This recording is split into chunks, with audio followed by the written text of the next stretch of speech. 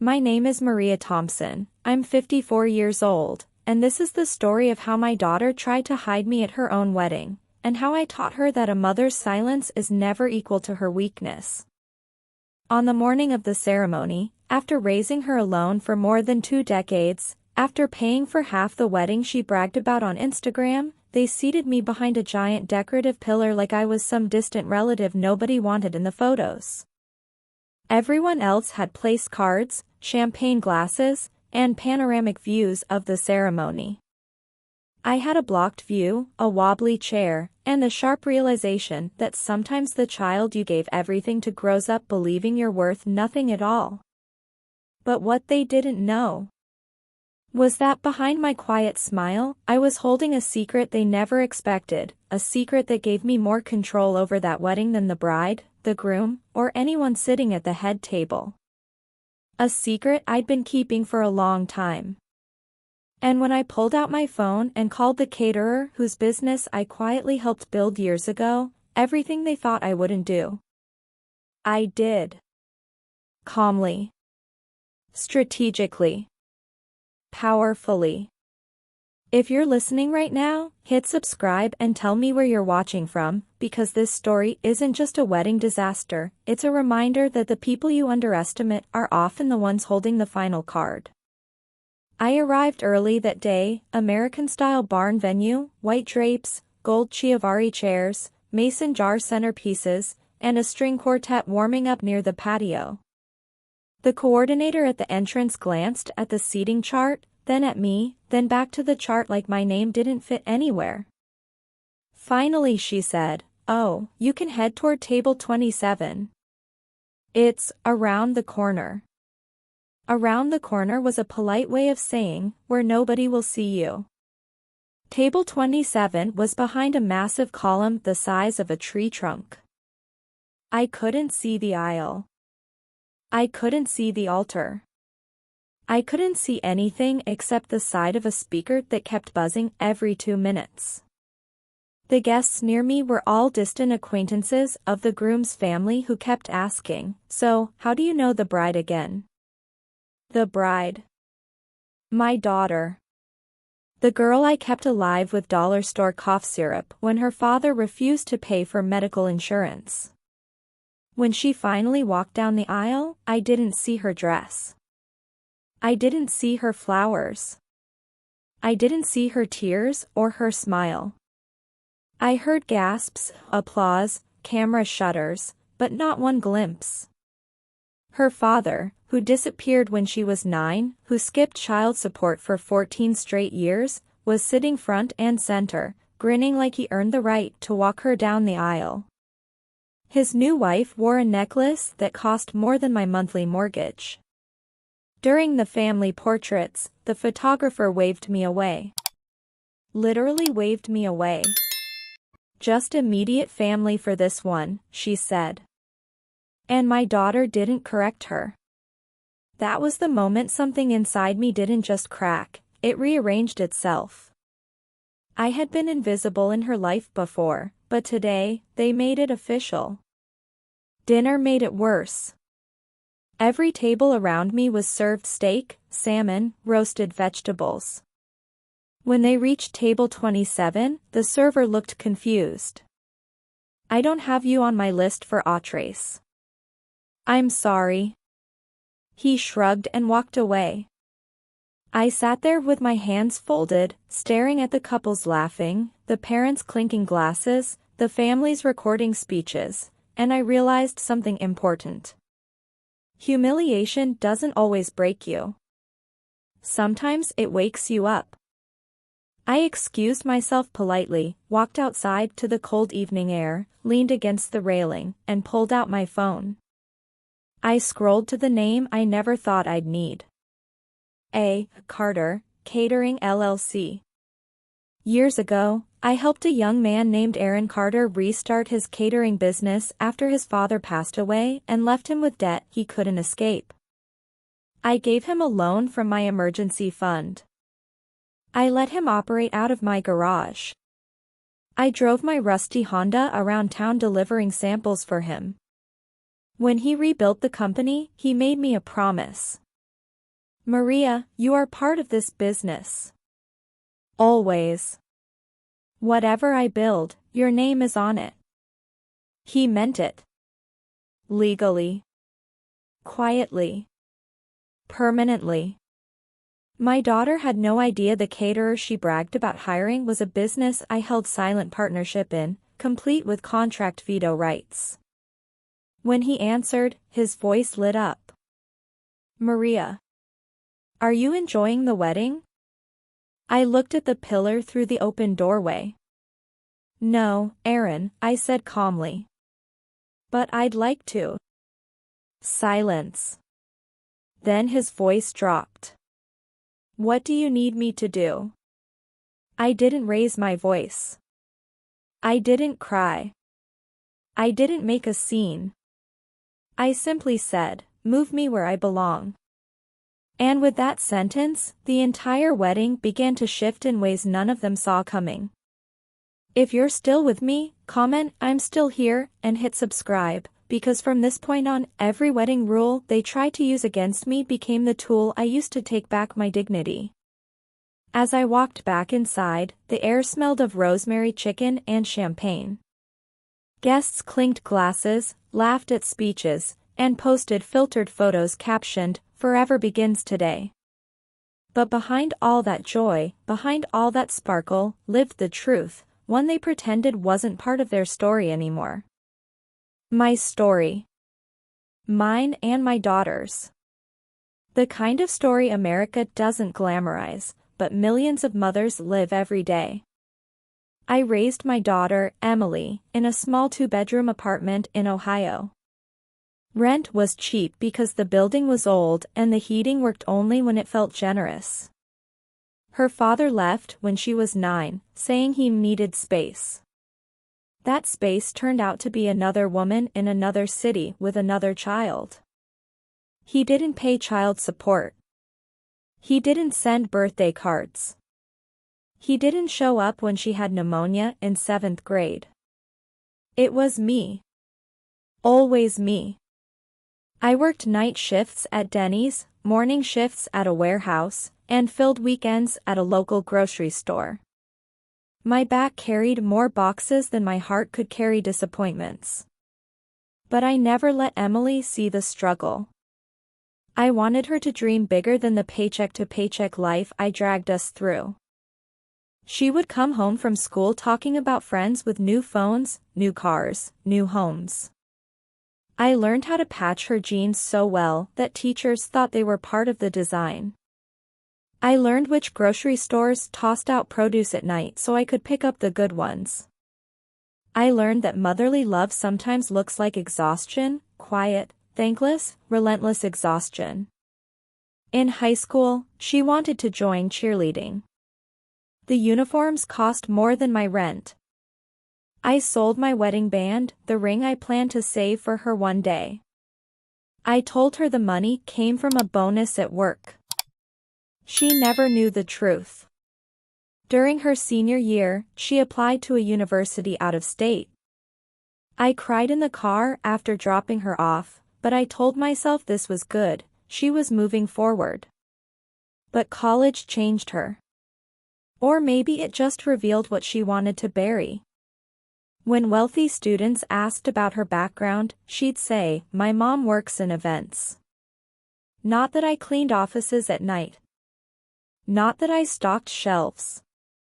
Not that I built her life with hands so tired sometimes I couldn't hold a pen. When she met her fiancé, Daniel, she got even more distant. He came from a family that drove Teslas and vacationed in Colorado cabins. She didn't want them to know her mom drove a 2004 Toyota with a broken side mirror. Once, at a dinner with his parents, she corrected how I pronounced charcuterie. I laughed it off, but inside, I felt myself shrinking. Another time she said, "Mom, maybe don't wear that sweater to the rehearsal dinner. The photos will be everywhere." The sweater she meant was the one she bought me for Mother's Day when she was 14, with her first paycheck from a summer job.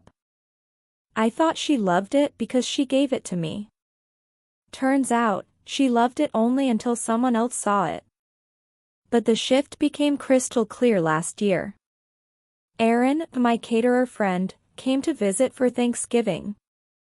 He hugged me and said loudly, "I wouldn't be here without you, Maria." Emily froze. She didn't like hearing that I meant something to someone. When she booked his company for her wedding, she didn't even ask me. She told me casually, "We hired Fresh Leaf Catering. They're amazing." Fresh Leaf. Aaron's company. My company. A business with my name silently written on its foundation. She never connected the dots. She never knew. But that ignorance became her undoing. Because that night, after skipping me in the photos, seating me behind the pillar, and erasing me from the center of her life, she gave me the perfect opportunity to remember something important. I wasn't powerless. I wasn't voiceless. I wasn't background furniture. I was the woman who built half that wedding without ever being thanked for it. When I stepped outside to call Aaron, I wasn't acting from anger. I was acting from clarity. From self-respect. From 23 years of being overlooked. "Maria," he said softly after I told him what happened, "tell me exactly where you're sitting." "Behind a pillar," I whispered. A beat of silence. Then, "Not for long." And as I walked back into the hall, I saw the staff begin to shift. Eyes flicked toward me. Whispered instructions moved like quiet electricity. Something had begun.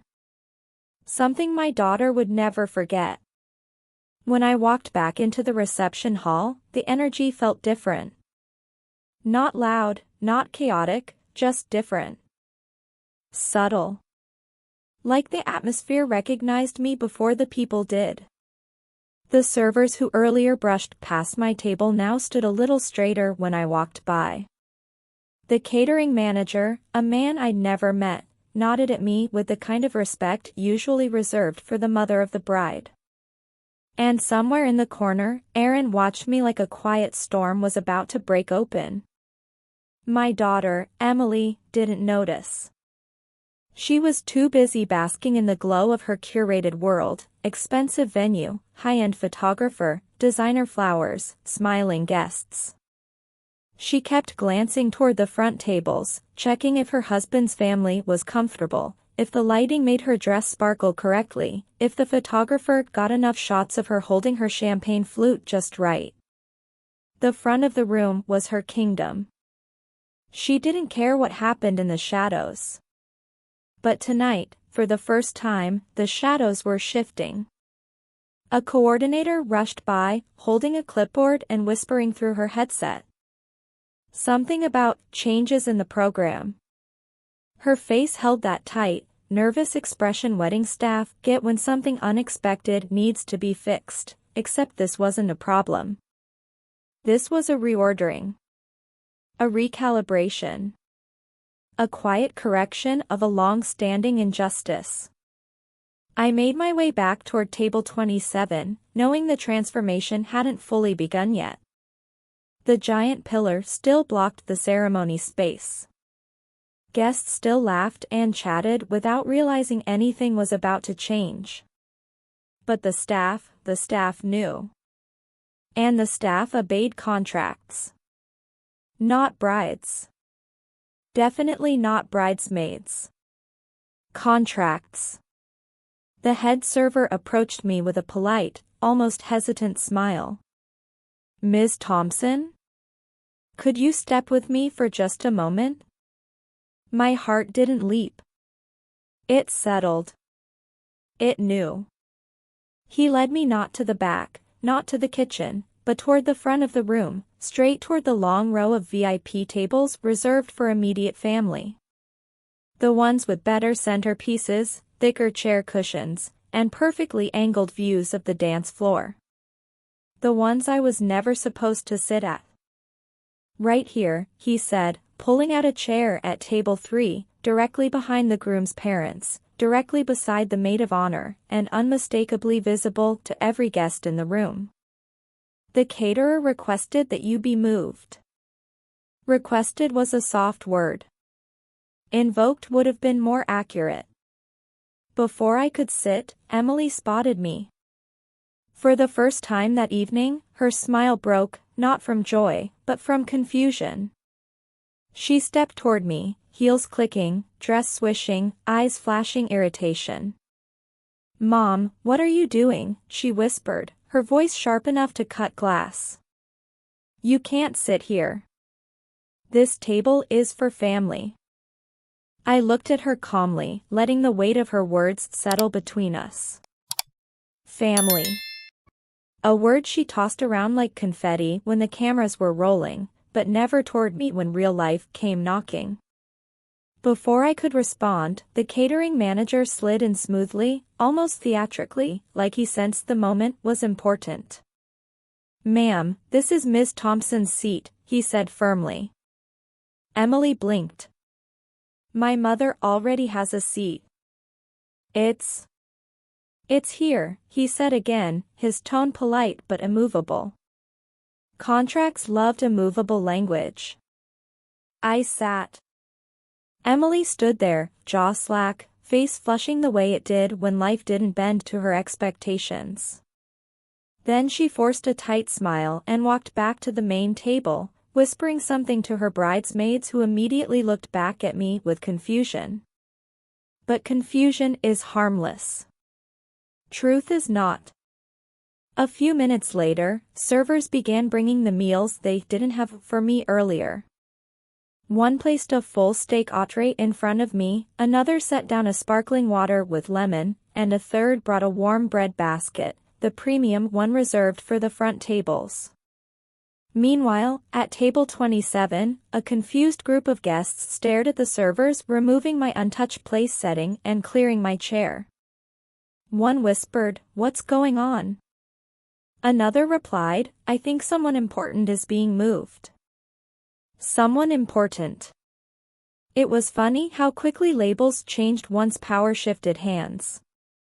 Up front, I could see everything I missed earlier: the dance floor, the DJ booth, the towering cake, the fairy lights covering the rafters. The place was beautiful.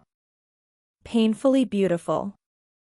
And for the first time that night, I felt like I was actually part of my daughter's celebration instead of an outsider peeking through a cracked door.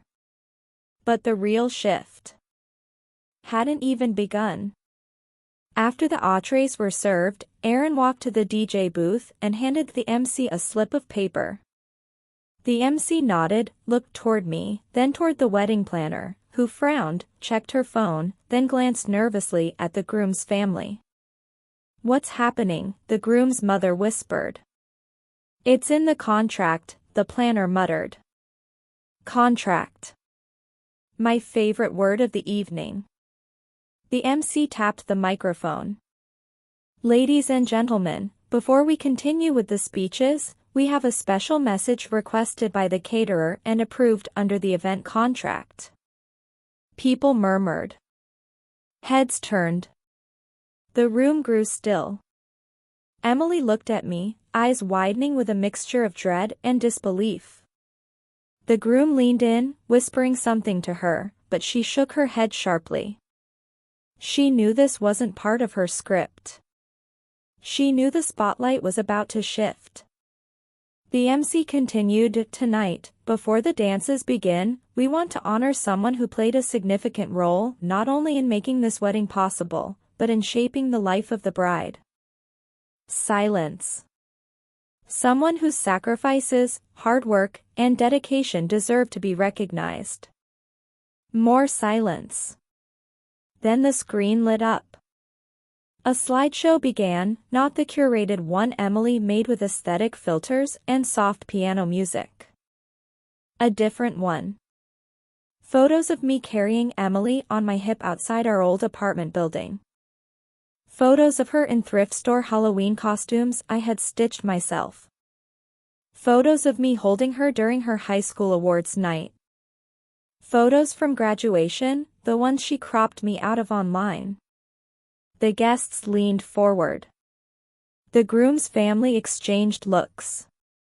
Emily went pale. And then the photo that changed everything. Me and Aaron, standing outside his first food truck, arms around each other, smiling proudly at the ribbon-cutting ceremony. A photo she'd never seen.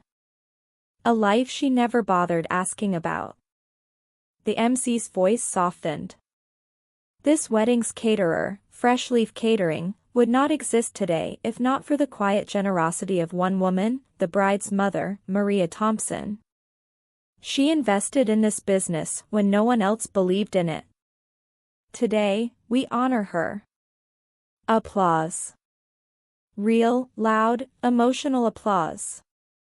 Not out of pity. Out of respect. Even the groom stood and clapped. Emily's hands trembled as she covered her face, but tears weren't enough to rewind the years she erased me.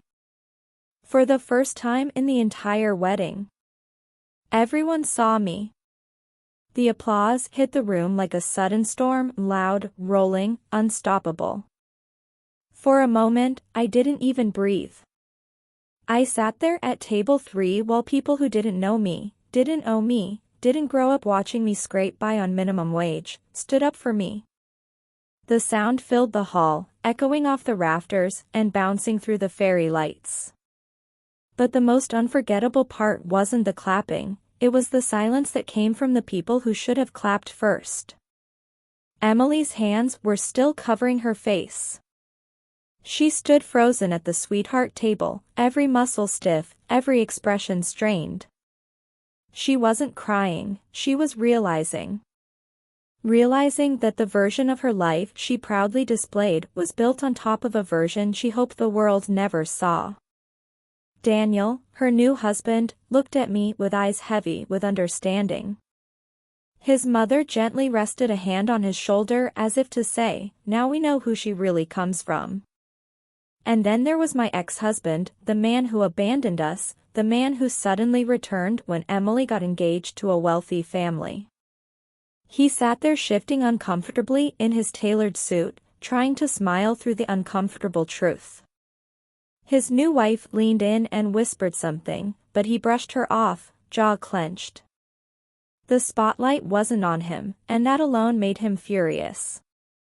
The MC waited for the applause to fade before continuing. Before we move on, we want to thank Ms. Thompson for her years of sacrifice and for being the silent strength behind this beautiful day. Silent strength. Isn't it funny how the world only recognizes a mother's strength when it's convenient? The lights returned to normal. Conversations restarted, but they weren't the same. Suddenly, I wasn't invisible. Guests came up to me, some apologizing for not realizing who I was, others thanking me for raising such a wonderful daughter. Even that hurt, because the daughter they praised wasn't the one I raised, she was the one who redesigned herself for approval. But still, I nodded politely, smiled, and thanked them. Because I wasn't here for sympathy. I wasn't here for revenge that tasted bitter. I was here for a deeper kind of justice. Emily walked toward me slowly, like every step required effort. Her makeup was perfect, but her confidence had cracks. When she reached me, her voice was barely a whisper. "Mom, what was that?" I looked at her for a long moment. "Truth," I said softly. "Something you spent years avoiding." Her lips trembled. "Why would you do that to me? In front of everyone?" I held her gaze steady. "Emily, I didn't do anything to you. I didn't lie about who you were. I didn't pretend you were raised by someone else. I didn't erase you from photos. I didn't seat you behind a pillar at your own child's wedding." Her breath hitched. She wasn't expecting that. "Mom." You what?" I said gently. You forgot I existed? You hoped nobody noticed your mother wasn't good enough for your new life? She swallowed hard, her throat moving like she had to force the apology down before it slipped out. I didn't mean to hurt you. I tilted my head. But you did. One decision at a time. One correction, one rolled eye, one edited post, one skipped invite, one moment where you chose image over the woman who kept a roof over your head. She closed her eyes. I was embarrassed. There it was. The truth. Small. Ugly. Real. Embarrassed of me. Before she could continue, Daniel approached us quietly. His voice was soft but firm. Emily, why didn't you tell me your mom helped build the catering business? Why didn't you tell me she worked 3 jobs to get you through college? Why didn't I know any of this? Her eyes widened with panic. Daniel, please, this isn't the time.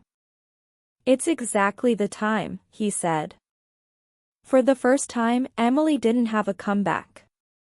Because her life was exposed not through drama, but through evidence. The truth had receipts. I turned away from the tension and sat down again. I wasn't here to win an argument. I was here to reclaim dignity. And that was already done. But the night wasn't done with Emily. Dinner service resumed, but with a noticeable change. Every server treated me like royalty. They offered me wine selections, explained the dishes, and even brought out a custom dessert plate with the words, "Thank you, Maria," written in chocolate. Guests whispered about it, curious, impressed, confused. When the father-daughter dance began, I stayed seated, not out of anger, but because the girl on that dance floor wasn't the one who used to stand on my feet while we danced to country songs in our kitchen. She wasn't the one who sat with me on the porch during thunderstorms and said, "Mom, you're my favorite person in the world." Life had turned her into someone else. But then something unexpected happened. Halfway through the dance, Emily pulled away from her father. Her eyes searched the crowd until they found me. She walked, not gracefully, not smiling, but with purpose. "Mom," she said, voice trembling, "will you dance with me?" A collective gasp rippled through the hall. Her father stepped back, stunned. The band hesitated until she nodded at them to continue. I didn't move. Not because I didn't want to. Because she had to understand. "Emily," I said quietly, "a dance isn't an apology. A moment isn't redemption. Respect is a habit, not a performance." Her face crumpled. For the first time, she looked like the little girl I once knew, the one who trusted me with scraped knees and broken hearts. She whispered, "I don't want to lose you." That hurt more than anything else tonight. I stood slowly. "You never lost me, Emily. You just stopped looking for me." She burst into tears. People watched. Some cried. Some whispered. Some finally understood the invisible weight mothers carry. But I didn't hug her. Not yet. Forgiveness without accountability is just enabling. "I'm not leaving your life," I said calmly. "But I am no longer accepting a seat behind pillars, not at weddings, not in your life, not anywhere." She nodded through tears. "Okay. I understand. I promise I'll be better." Promises are fragile. Time would test hers. But tonight wasn't about punishing her. It was about rebalancing what she unbalanced for years. As she walked back to the dance floor, I took a deep breath. My heart hurt, but it also felt lighter. Stronger. Reclaimed.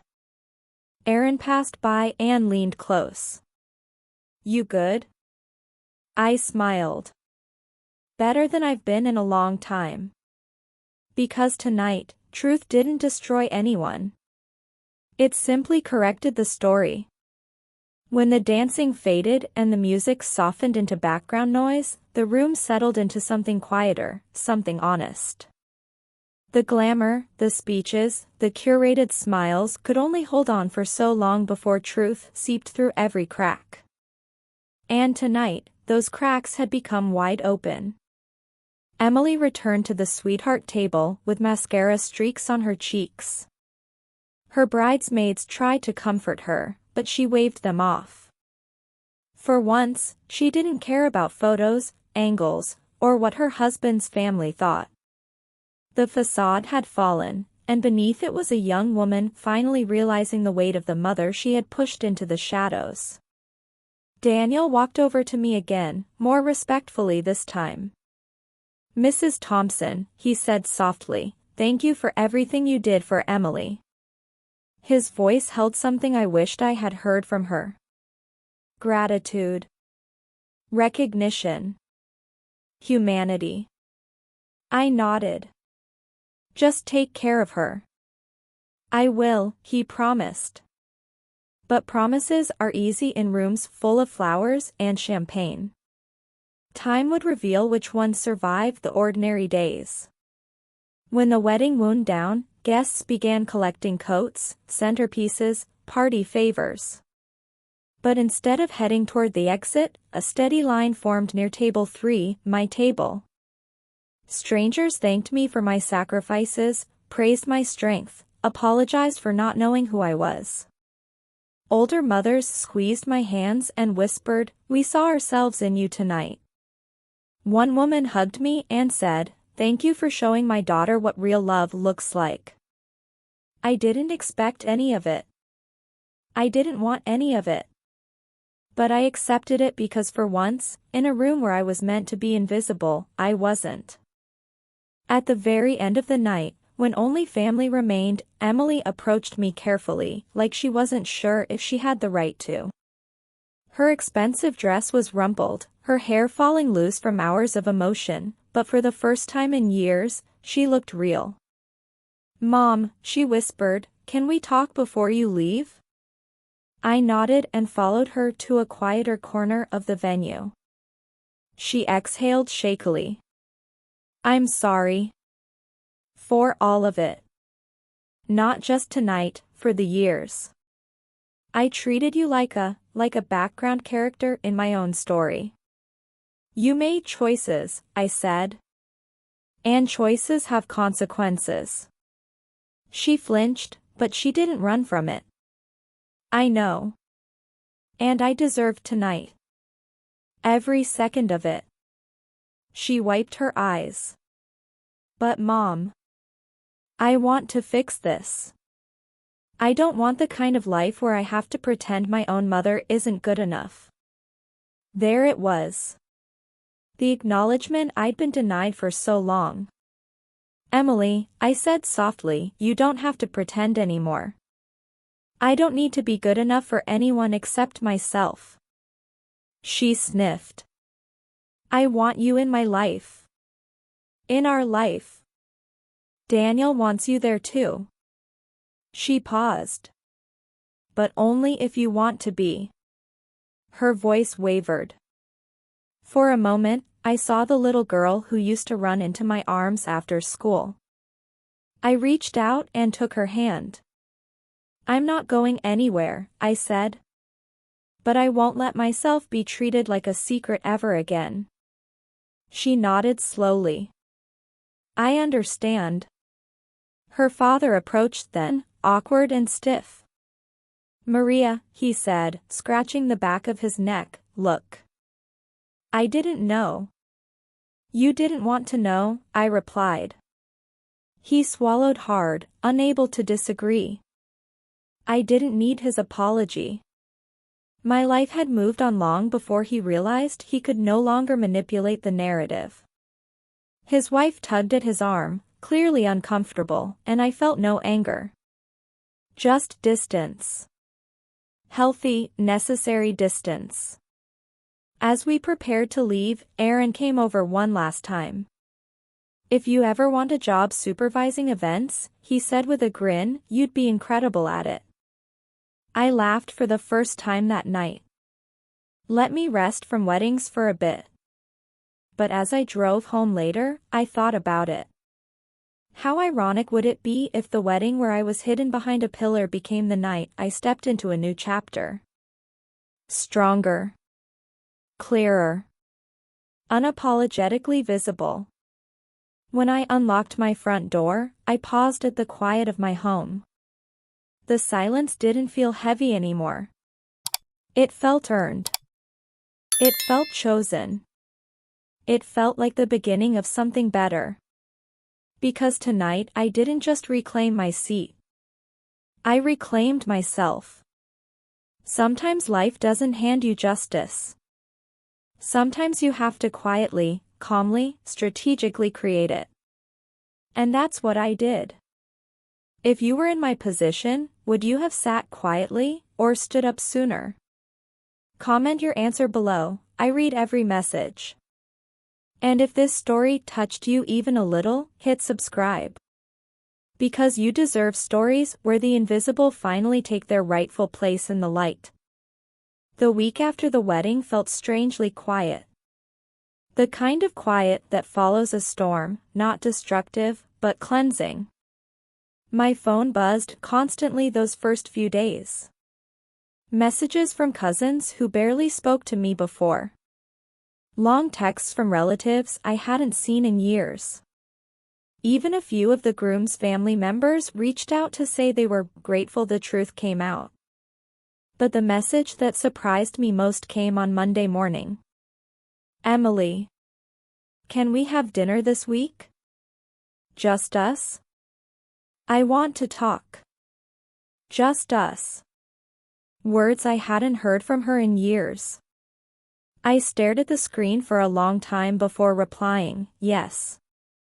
We agreed to meet halfway, at a small Italian restaurant with dim lighting, leather booths, and the smell of garlic butter drifting through the air. I arrived early, because mothers always arrive early, even when they're learning to protect their hearts. Emily walked in 10 minutes later, looking softer. Not embarrassed soft. Human soft. She wore simple makeup, loose curls, and a cardigan that wasn't chosen for photos, but for comfort. For the first time in a long time, she looked like my daughter again, not the curated version she built for strangers online. She sat down, exhaled, and said, "Mom. I've been doing a lot of thinking." I nodded. "I hope so." She swallowed. "I've been awful to you." Her voice cracked. Not the dramatic kind. The honest kind. "I convinced myself that my past would hold me back," she said. "So I kept pushing you out, hoping the world would only see the new version of me. The one I built. The one I thought people would respect." I let her speak. This wasn't my moment, it was her reckoning. "And at the wedding," she continued, "when I saw your pictures, the sacrifices, everything you did, I realized something. I wasn't ashamed of you. I was ashamed of myself. Because I know I could never be as strong as you." She looked down at her hands. "I'm sorry, Mom. I mean it." I leaned back, letting her words settle. "Emily," I said gently, "I don't need you to be strong like me. I just need you to be kind. To be honest. To not hide the person who raised you." Her eyes filled with tears. "I want us to be better. I want you in my life. I want my kids, when I have them, to know the woman who kept me alive." This time, when she cried, I reached across the table and held her hand. "We can rebuild," I said. "But I won't go back to being the mother you bring out only when it suits you." I know, she whispered. And I don't want that. We talked for almost 2 hours, about her childhood, her insecurities, her fear of not fitting into Daniel's wealthy family, her guilt about the wedding, and her confusion about how to fix things. She admitted that seeing me seated behind a pillar wasn't an accident but a decision made out of misplaced pride.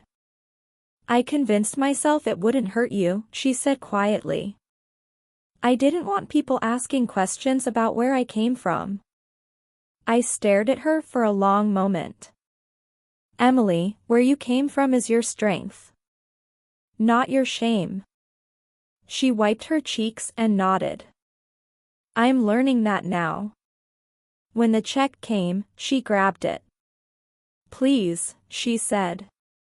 Let me do this. It was just a dinner bill. But it felt symbolic, like the first real step she had taken toward me in years. As we walked out to the parking lot, a cold breeze swept past us. She hugged herself and then looked at me. Mom, can I give you a hug? This time, I didn't hesitate. I opened my arms, and for the first time since she was a teenager, she melted into me, no distance, no pretense, no fear of being seen with her mother. Just us. The way it used to be. Before we parted ways, she said something that stayed with me long after she drove off. I'm glad you didn't stay behind that pillar. I smiled. I never will again. Driving home, I felt something I hadn't felt in years, hope. Not the fragile kind that depends on someone else changing. The sturdy kind that comes from knowing I had finally chosen myself, and she was choosing me too. The pillar hadn't just blocked my view that night. It had revealed my worth. And now, everyone could see it. The weeks after that dinner with Emily felt like an entirely new season of my life, one I never expected to experience at 54. Healing isn't loud. It doesn't arrive with fanfare or applause like the moment at table 3. Healing shows up quietly, in the way someone speaks to you, in the way their eyes finally soften, in the way the phone rings just because they wanted to hear your voice. Emily began calling me every morning on her drive to work. Short calls, simple topics. But consistency is a language of love. Then came Sunday brunches. Then small things like, Mom, what should I make for dinner tonight? Then bigger things like, Mom, Daniel and I want you to be part of our holidays. For the first time in years, I wasn't an accessory. I wasn't a liability or an embarrassment. I wasn't a secret to hide behind curated posts and expensive tables. I was her mother again. One Saturday, she came over to help me clean out the garage.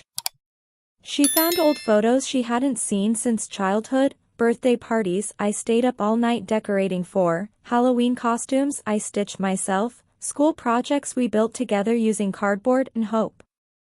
She held one picture of us at her 10th birthday. Her missing front tooth, her crooked ponytail, my tired eyes. And the smile we both shared. She stared at it for a long time and whispered, I miss this version of us. I smiled. We can get it back. She nodded, but then her face changed, more serious, more reflective. Mom. I want you to know something. I didn't just pretend you weren't enough.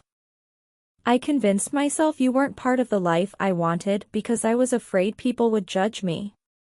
People always judge, I said. But that's their problem. Not yours. I know, she said softly. But I let it become my problem. And yours. She placed the photo gently in a keep pile box as if she were placing something fragile or sacred. And maybe she finally understood that it was.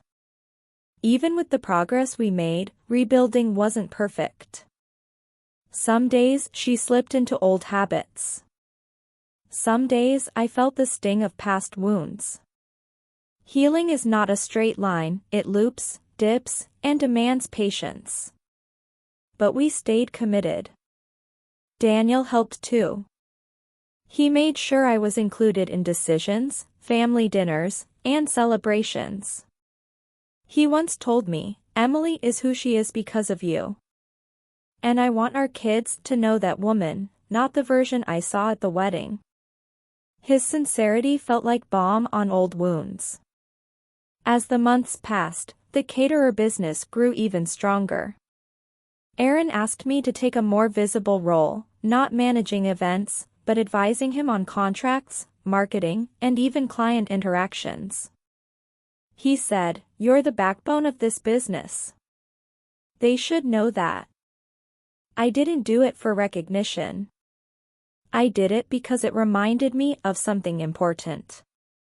I had value outside of being someone's mother. And maybe that was the lesson the pillar was meant to teach me. That love for family is beautiful, but losing yourself is not.